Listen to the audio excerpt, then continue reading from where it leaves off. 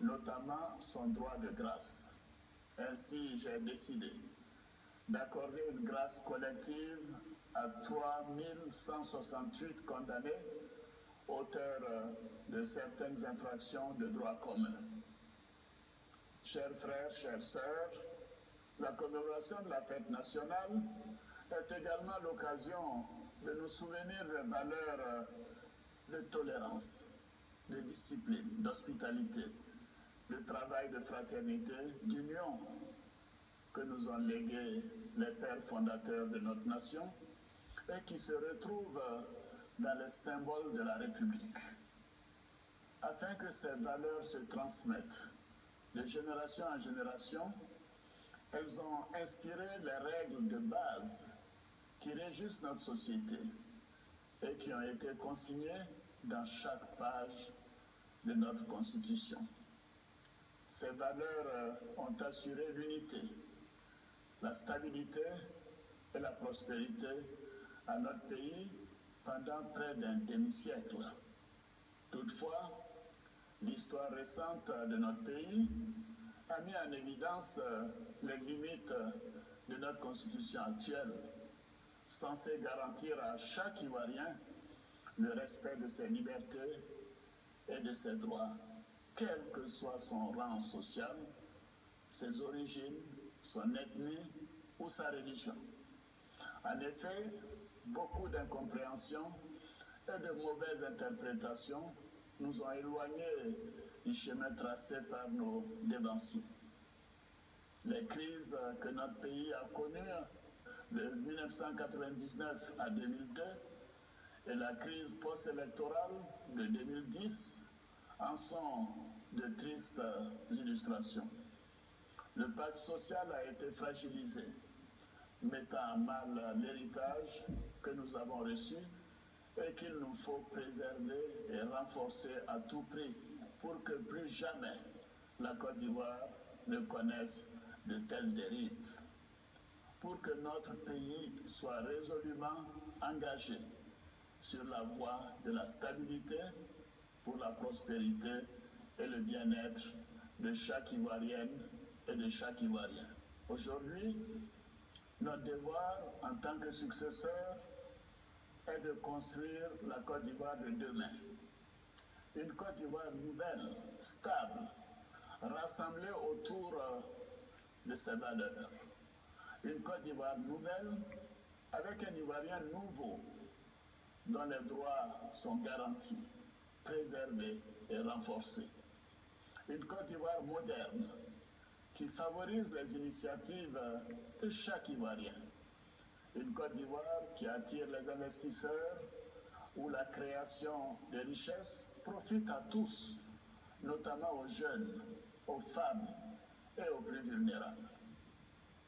Mes chers compatriotes, si nous voulons tourner définitivement la page de notre passé douloureux, il nous faut en tirer les leçons. Il nous faut écrire de nouvelles pages de notre histoire. Les pages d'un nouveau contrat social qui s'adapte aux réalités de notre pays et aux nouveaux défis auxquels nous devons faire face. Pour y parvenir, il nous faut avancer sur de nouvelles bases. C'est pourquoi j'ai décidé de lancer le projet d'une nouvelle constitution dont l'organisation par référendum a été autorisée par l'Assemblée nationale par la loi organique du 22 juillet 2016. Les bases de cette nouvelle constitution ont été acceptées de façon consensuelle par toutes les forces vives de la nation dans les différents accords politiques signés, notamment ceux de Ninas Markoussi en janvier 2003. Il nous a cependant paru important d'associer à ces échanges toutes les couches de notre société en vue d'actualiser ces réformes. Ainsi, avec le démarrage du processus depuis plusieurs mois, nous avons rencontré diverses organisations, la société civile, les partis politiques, la chefferie traditionnelle, les guides religieux, les femmes, les jeunes, ainsi de suite. Notre volonté est que ce nouveau contrat social soit le plus inclusif et le plus consensuel possible. Dans ce cadre, toutes les contributions sont reçues par le comité d'experts mis en place à cet effet. Mes chers compatriotes, je voudrais à présent revenir sur les principales innovations envisagées dans le cadre de cette nouvelle constitution. Au titre de celle-ci, nous avons la création d'un poste de vice-président élu au suffrage universel direct en même temps que le président de la République. Ainsi, en cas de vacance du pouvoir, il garantit la continuité de l'État, d'une part, et le respect du calendrier électoral, d'autre part. Car, tout comme le président de la République, le vice-président représentera le choix du peuple. L'intérêt de cette réforme est de garantir la paix et la stabilité auxquelles mon aîné, le président Henri Konan Bédié et moi-même sommes particulièrement attachés. De plus, elle mettra notre pays à l'abri de tensions et d'incertitudes pouvant déboucher sur un ralentissement économique. Nous nous sommes inspirés pour cela des exemples de stabilité en Afrique tels que le Ghana voisin, le Nigeria et l'Afrique du Sud, mais aussi ailleurs dans le monde. Une autre réforme est celle de la création d'un Sénat. Après 56 ans d'existence, notre pays regorge d'une classe importante d'anciens serviteurs de l'État, de personnalités de qualité, dont l'expérience peut apporter une grande contribution au processus législatif. La création du Sénat va ainsi conférer au Parlement ivoirien un caractère bicaméral, c'est-à-dire à 2 chambres, mais garantissant la primauté de l'Assemblée nationale. Les premières expériences avec la Chambre des rois et les chefs traditionnels nous ont convaincus de l'importance de cette institution qui contribue à la paix et à la cohésion sociale et apporte la sagesse et la richesse de nos cultures dans la gestion de nos conflits sociaux. C'est pourquoi nous allons l'introduire dans la nouvelle constitution. Mes chers compatriotes, enfin, notre objectif principal est de garantir à chaque Ivoirien et à chaque Ivoirienne de meilleures conditions de vie. C'est pourquoi nous allons renforcer les droits et devoirs de chaque citoyen.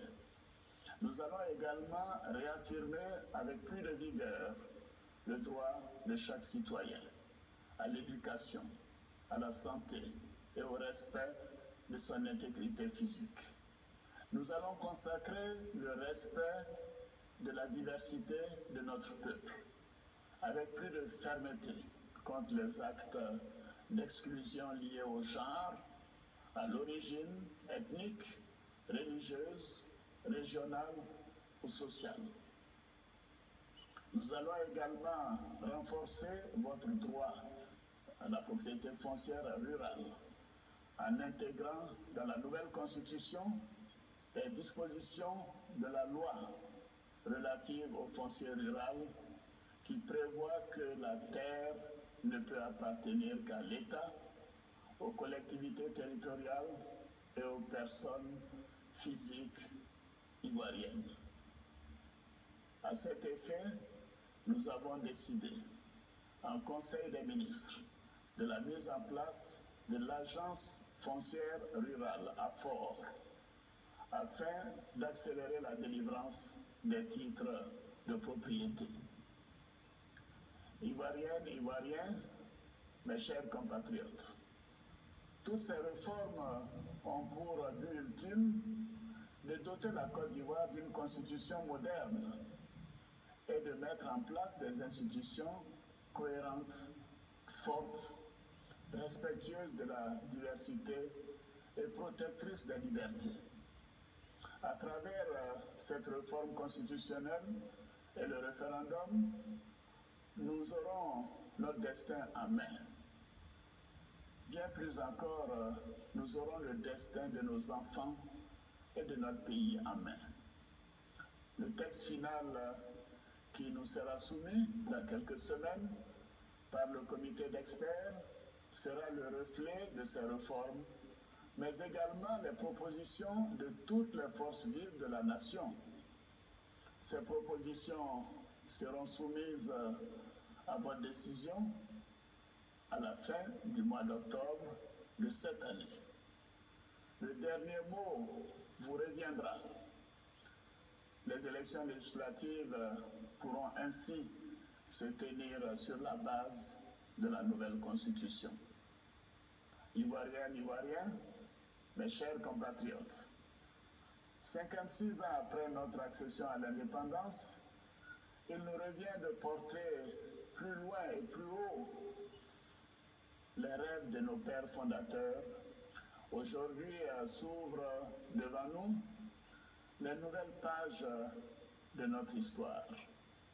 Le référendum sur la nouvelle constitution est pour chaque Ivoirien l'occasion de transmettre aux générations futures un message de paix, d'unité, de prospérité et d'espérance dans l'avenir.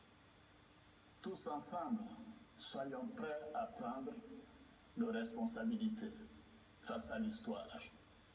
C'est cela le destin de toute grande nation. Nous devons créer la Côte d'Ivoire de demain. Je sais que je peux vous faire confiance. Bonne fête de l'indépendance à toutes et à tous. Vive la République, vive la Côte d'Ivoire. Que Dieu bénisse la Côte d'Ivoire.